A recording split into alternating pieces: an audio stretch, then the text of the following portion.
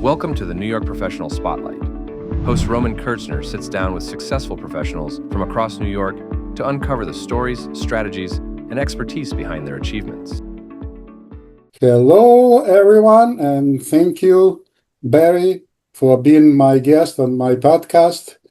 Today, our guest is Barry Bass, highly respected professional in New York in medical industry, and we will discuss the strategies, lessons, and experience that probably helped him to success, to get to the success. First of all, thank you very much again, and I would Thank you like for to having start me. with thank you, and I would like to start with one question. Can you give us a quick snapshot of your professional practice today, even though that Okay, well, currently I'm a retired oral and maxillofacial surgeon, but I still teach. I was in private practice for 37 years in several towns in Nassau County, Long Island. So it started, with one office, and we grew to 3 offices over my 37 years. So that's a snapshot of my private practice, but I've done so many other things besides private practice. great. Great. Thank you. And next question will be even easier. I know that right now it's so many talented professional in your industry, and actually during your practice, what actually sets you apart and comes naturally, and for whatever difficulty for other people? Well, I always wanted to be as good as I can at what I do. And my goal, once I started working in this office in 1985, was to impress the patients, impress the referrers that sent me patients as much as I can, and give them more than what they expected from me. And that would then promote me by word of mouth and also getting more patients. And I always anticipated the patients and referrers' needs, and I was able to parlay that into giving them, I call it wow factors, and always make them think that, boy, they're coming to the best doctor they've ever seen. And that had worked unbelievably, growing my practice. I was basically the bigger rainmaker in the practice. The other partners did other things, which was why we were a good team, because each one had a different component of running the practice. The senior partner was better at managing the staff, hiring, firing, handling all problems. The other partner was handling all the administrative stuff, the bills, the deposits, and paperwork. And I was good at networking and bringing in the business the most. So we were a great team, the 3 of us, for many, many years. Absolutely. The team is very important in any type of business, obviously. And for the young people, and you have more than 20 years of experience to share, if someone wanted to become better in what you do, what advice would you give them? Always be a giver, not a taker, meaning whoever you meet, whatever you're trying to promote about yourself, don't try to ask for the business. Ask the other person, what could I do for you? And you help them. Whether you get business back, it doesn't matter. Eventually you do. You have to be very patient, and just always be willing to offer your advice and services, even if you don't get anything out of it immediately. Thank you. That's a great advice, actually. It works in from any business. Yeah, any business, but Yeah. You have to be a team player, and you have to know your role and what you're best at.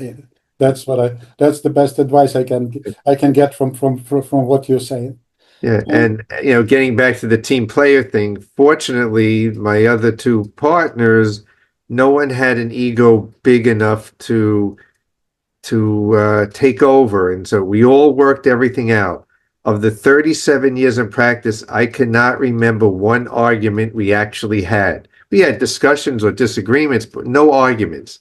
And all the, families are like, families now. We go out still to this day. Tonight, actually, not tonight. Tomorrow night, I'm going to dinner with the senior partner that I started with, many years ago. We're still friends as couples, and we go to all the family gatherings, and it was a great way to go to work every day. I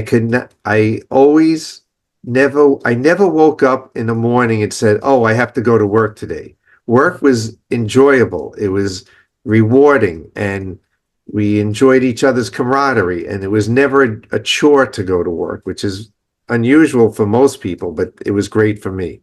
Absolutely. It's kind of really resonates in my personal one, because if you like what you do, it's not really a job. Correct.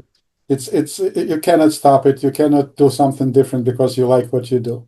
Yeah. But on the other hand, during these years of your professional career, it was kind of not always nice and groovy and happy moments. What can you make one or two biggest obstacles, biggest challenges that you faced in your career? Well, just getting there was an obstacle. It was a lot of years of school that you have to put yourself through. Um, I actually never had dentistry and oral surgery on my radar from the beginning of my education.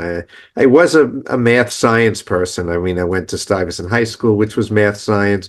Then I went to Queens College and majored in biology. I did some research on the side because that's what I seemed to like. Then I did more research during college, and then I decided to go into a PhD program in biochemistry first, and I did that. And after 3 years of doing that, and I saw that my mentor, who was very well known, all he did was write for grant money. He wasn't actually doing the research anymore. I was doing the research, but he had to write for the grants. And I said, if that's where you end up as a career, end, that's not for me. I'm not a writer. I'm a doer. I like working with my hands and doing the experiments and research. So I happened to be sharing an apartment in the city with a dental student. And I said, "How's dentistry?" And he explained, "You work with your hands, you do some medicine, you do dental." I said, "Oh, that sounds good." I applied to dental school, got into dental school. And then once I was in dental school, since I was more medically oriented, I decided to go into oral surgery. I actually did an externship in London, England one summer on oral surgery because I figured, why do it in the United States? I might as well go to another country and have a good time while I do it. So that solidified my oral surgery. Then I got into oral surgery program. But if you look at how many years of education after high school, I put in 15 years additional after high school to get to practice by the time I actually worked. So it's a lot of dedication. You got to sacrifice a lot of parties and a lot of things. And, but it was the hard work. First of all, I loved what I did, but it was hard work, you know. Absolutely. And so the younger people who stepping in, they have to be ready. Besides taking advantage of the medical field, you have to sacrifice a lot of your life. You do. Yeah. Yeah. Even once you practice, you have to sacrifice. I mean, I once I started joined the practice just to try to get business. I mean, nobody knew me from a hole in the wall when I started, so I had to make a name for myself. So what did I do? I joined business networking groups, and I was the only health professional in there. But after years, everybody in that group used me for oral surgery. They sent their family to me. They sent employees to me, their friends to me. And that was one way. I also ran study clubs at night for other referrers and things. So they got to know me.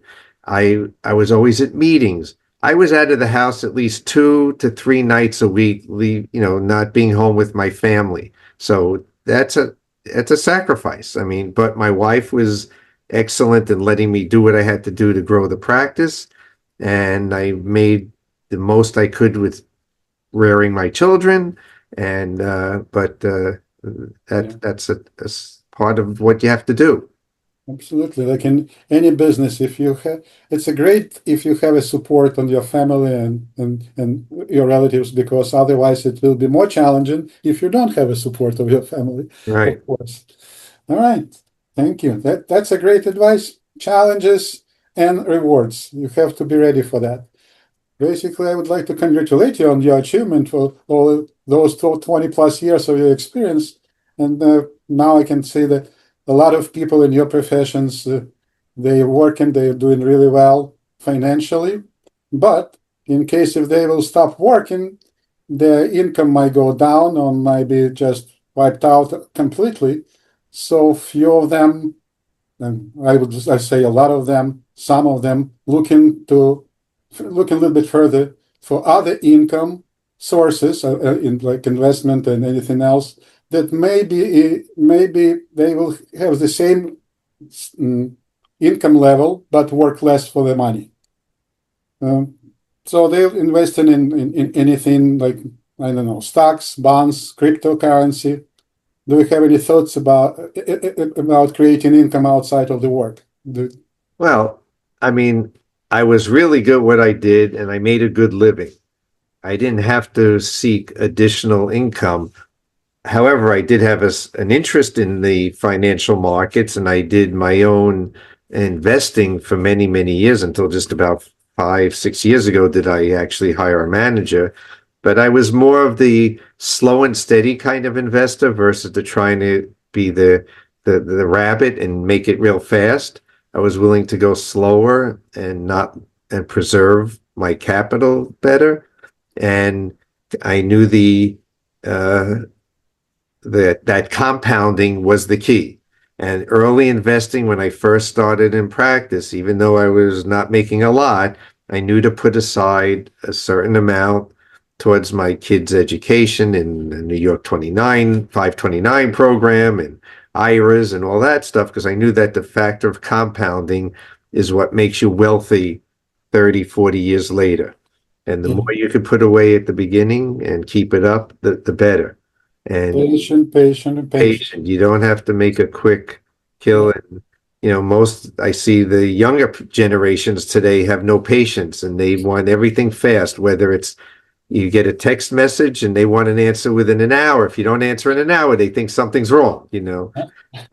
So Yeah. everything is quick today. Nobody has the patience to wait. Sometimes, if you're not replying to the text message within 5 minutes, people get aggravated a little bit. Right, exactly. That's what I'm saying. So, and that's text messaging. So the same thing goes with financial investing. They want to make the money, in crypto and they'll buy options with 3 to 5 times the leverage and things like that to try to make it quick, but you could lose a lot too. Yes, shiny objects for a lot of people, it's a real attraction, right? Right, right. Yeah, absolutely. And if anyone would like to, if someone would like to reconnect with you or your team to learn a little bit more about you or your profession, about yourself, what would be the best way for them to connect? They could contact me through my email or phone number, either one. I And still get calls from former patients all the time because one of my wow factors of building my practice was I gave my cell phone number out to every patient that I did surgery on. If they needed to call me, they could call me. And believe it or not, hardly anyone ever abused it because they felt safe in knowing that they had my number, so they didn't bother me. If they didn't have my number, then they'd probably call the service and try to get me as an emergency. But because they had it, they felt like they didn't have to abuse it. So a lot of people still have it in their phones, and I get calls for advice still now today, even though I'm retired. I do teach, still, but not private practice. So yeah, my phone number and email is if you can announce that, if you don't okay. mind. So my phone number is 516-287-7397. My email, barrybass53@gmail.com.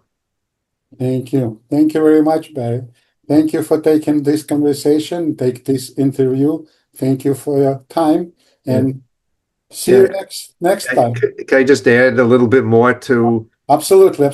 my career? Absolutely. It's very important to give back. And I gave back from day one. I volunteered as a teaching, even, at the beginning, both at Stony Brook Dental School for the dental students and the residents at North Shore Hospital.